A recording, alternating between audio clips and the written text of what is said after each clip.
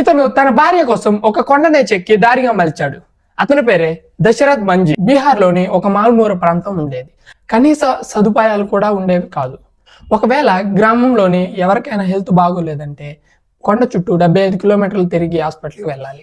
అయితే ఒకరోజు తన భార్యకు హెల్త్ బాగోలేదు.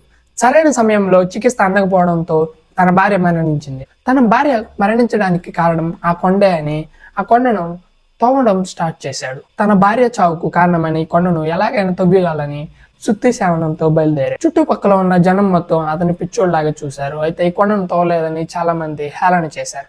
చాలా మంది ఇతనికి పిచ్చి పట్టింది అని కూడా అనుకున్నారు.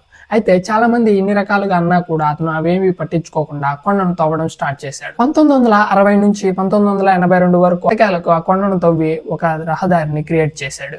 దీని కారణంగా హాస్పిటల్కి వెళ్లాల్సిన 75 కిలోమీటర్ల దూరం అనేది 1 కిలోమీటర్ కి చేరుకుంది. అప్పటి నుంచి ఆ గ్రామస్తులు ఈ మనిషిని ద మౌంటైన్ మ్యాన్ అని పిలవడం జరిగింది. అంతేకాకుండా ఇతని మీద చాలా మూవీస్ కూడా తీశారు. ఇలా చివరికి అతను 73 సంవత్సరాల వయసులో చనిపోయాడు.